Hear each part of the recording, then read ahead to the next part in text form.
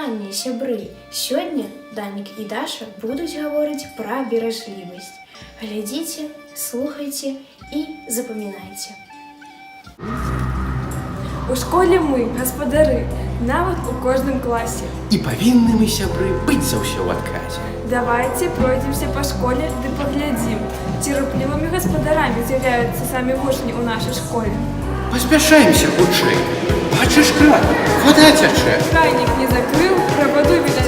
Вода, пару кропель, не бяда. Пару кропель за хвіліну? Колькі ж будзе за гадзіну? А за 2-3 гадзіны закруціць мы кран павінны. Без вады не можа быць жыцці на зямлі, а мы яе падчас марна выкарыстоўваем. Рэсурс вады абмежаваны, трэба памятаць пра гэта. Што тут доўга гаварыць? Вось глядзі, святло гарыць.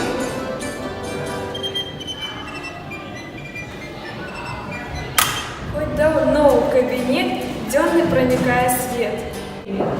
Зноў у класе.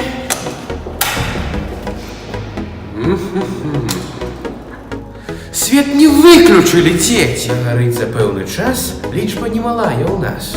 Калі ўсё лічыць на грошы, вынік будзе нехарошы. Паглядзі, мы не зусім добра гаспадарым. Нават у сваёй школе.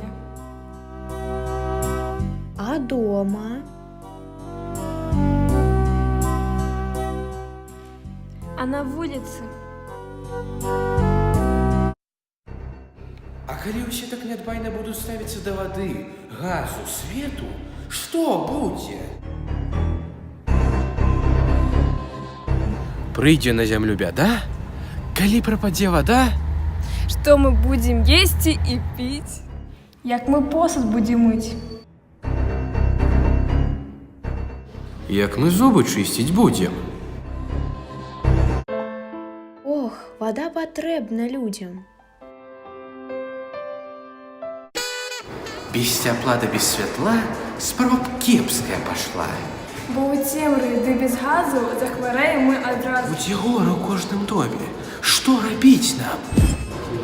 Эканоміць. А як? Вось так.